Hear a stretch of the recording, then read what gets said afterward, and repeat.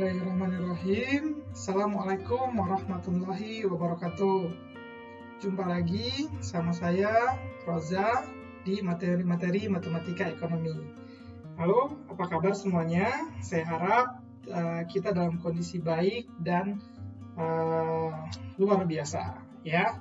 Nah, mudah-mudahan materi-materi saya di video-video sebelumnya bermanfaat bagi kita semua, mudah dipahami. Jangan lupa kalian klik komen kalau misalnya ada yang kurang jelas, dan bagikan jika memang video-video ini bermanfaat. Nah, sekarang kita masuk ke materi matematika ekonomi selanjutnya, yaitu limit dan kontinuitas.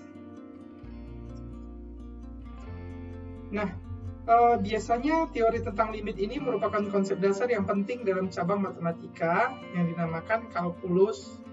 Dengan teori limit dapat diketahui seberapa jauh suatu fungsi akan berkembang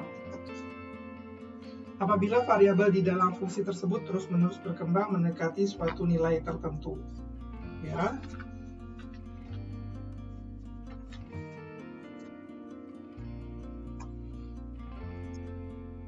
Nah, limit ini menggambarkan seberapa jauh sebuah fungsi akan berkembang apabila variabel di dalam fungsi yang bersangkutan terus-menerus berkembang mendekati suatu nilai tertentu.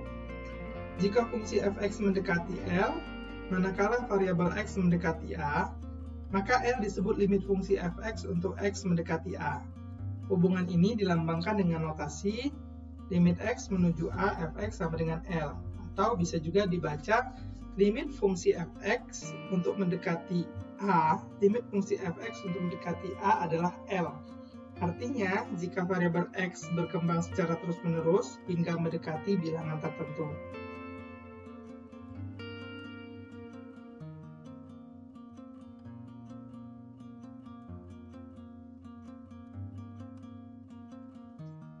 Limit sisi kiri dari sebuah fungsi adalah nilai yang didekati oleh fungsi tersebut.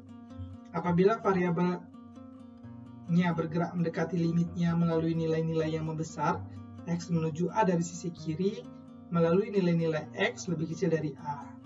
Jadi, jika limit fungsi f(x) mendekati A pangkat A negatif, maka sama dengan L negatif.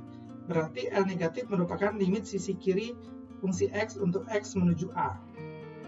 Nah, yang berikutnya, limit sisi kanan dari sebuah fungsi adalah nilai yang didekati oleh fungsi tersebut.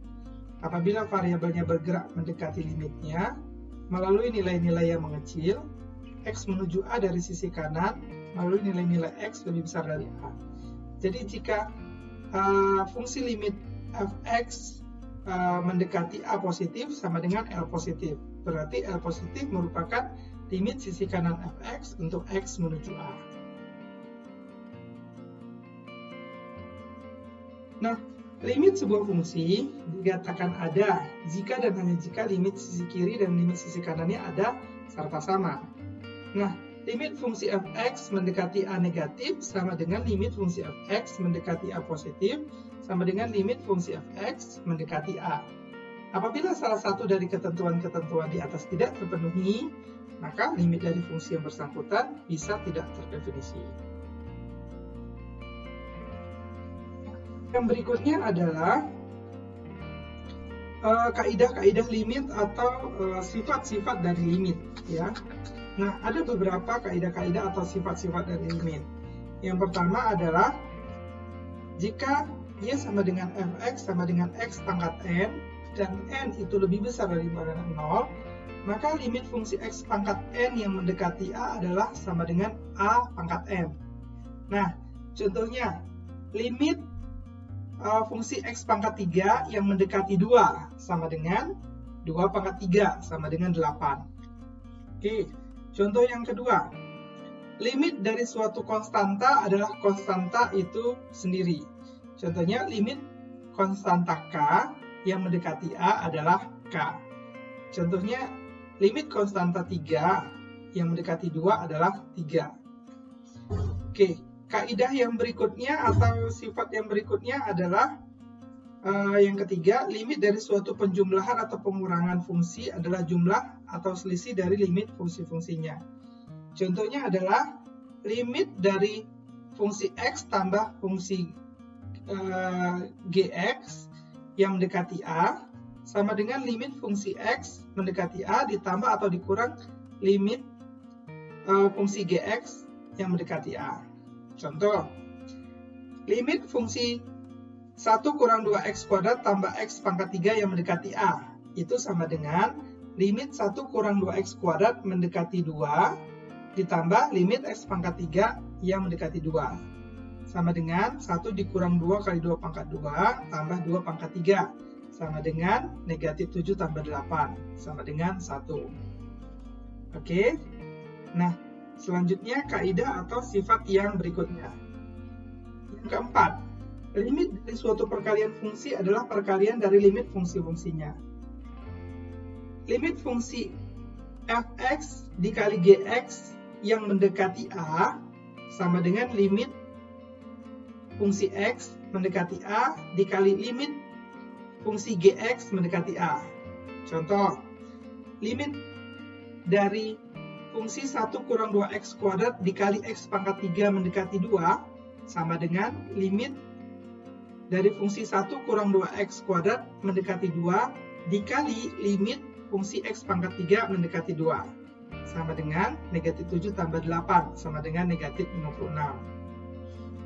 Oke, kaidah yang berikutnya yang nomor 5, limit dari suatu pembagian fungsi adalah pembagian dari limit fungsi-fungsinya dengan syarat limit fungsi pembaginya tidak boleh sama dengan 0 ya, karena kalau dibagi dengan 0 dia jadinya tidak terhingga.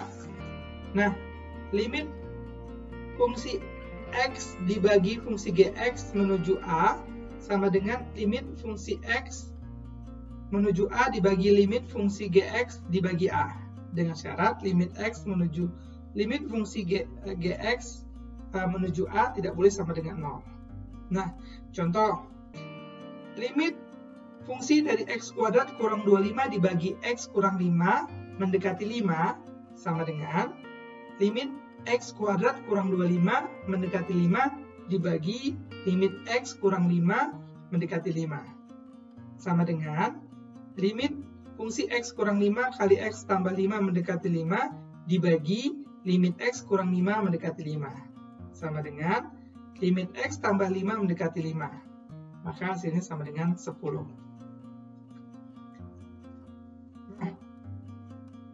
Sifat atau kaidah yang selanjutnya, yang nomor 6, limit dari suatu fungsi berpangkat n adalah pangkat n dari limit fungsinya.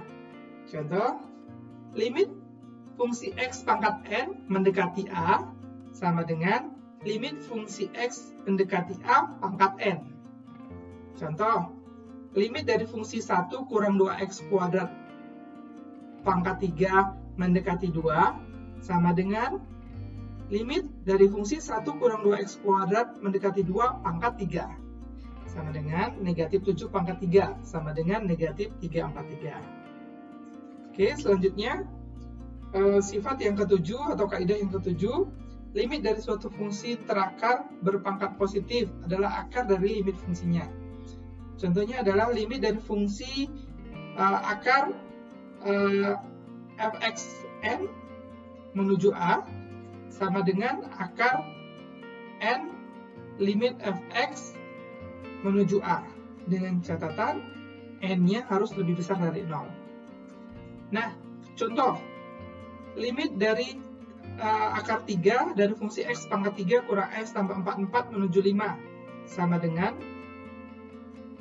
akar 3 dari limit x pangkat 3 kurang x tambah 44 menuju 5. Maka hasilnya sama dengan akar 3 dari 64 sama dengan 4. Oke, itu adalah beberapa contoh dari sifat-sifat atau kaidah-kaidah limit. Konsep limit dalam kehidupan bisnis dan ekonomi sehari-hari, konsep ini sering atau cukup banyak ditemukan atau diterapkan. Ia menggambarkan batas ideal tertentu, maksimum atau minimum yang dapat atau harus dipenuhi dalam kondisi yang juga ideal. Contohnya untuk tingkat upah minimum misalnya. Ini dia menggambarkan batas upah terendah yang harus dipenuhi. Kalaupun dalam kenyataan tingkat upah minimum yang ideal ini tidak terpenuhi karena kondisi tidak memadai misalnya. Tetapi paling tidak upah minimum akan berkisar di tingkat ideal yang diharapkan, atau sedikit di atasnya atau sedikit di bawahnya. Minimal ada patokannya, ya. Oke, selanjutnya kita masuk tentang kontinuitas. Nah, masalah kontinuitas atau kesinambungan atau continuous dan ketidaksinambungan atau discontinuous merupakan konsep penting juga di dalam kalkulus. Secara visual, sebuah fungsi dikatakan sinambung apabila gambarnya berupa sebuah kurva tak terputus, dan apabila fungsi tersebut terputus, dia dikatakan tidak sinambung pada titik tersebut. Nah, sebuah fungsi f(x) dikatakan sinambung atau kontinuitas pada x sama dengan a jika terpenuhi beberapa syarat. Nah, ada 3 syarat dikatakan sebuah fungsi itu dia kontinuitas. Syarat yang pertama, f(a) terdefinisi. Syarat yang kedua, limit dari fungsi f(x) menuju a terdefinisi. Yang ketiga, limit dari fungsi x menuju a sama dengan a.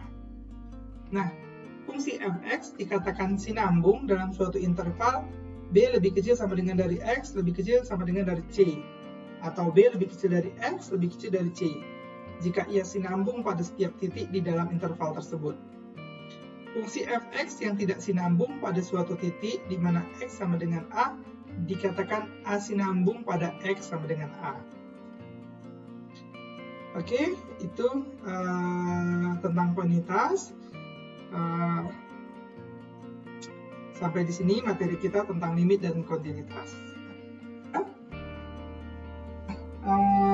Saya harap penjelasan saya kalian mengerti, mudah dipahami.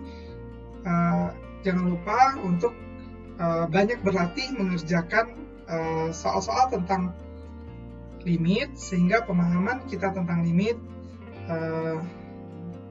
lebih jelas, ya. Oke, terima kasih sudah menyaksikan video saya. Semoga bermanfaat. Jangan lupa diklik subscribe, di-share, diklik tombol loncengnya supaya kalau ada info-info atau materi-materi terbaru tentang saya, kalian bisa dapat notifikasi. Jangan lupa juga di komen kalau misalnya materi ini bermanfaat atau ada materi-materi yang kurang kalian pahami.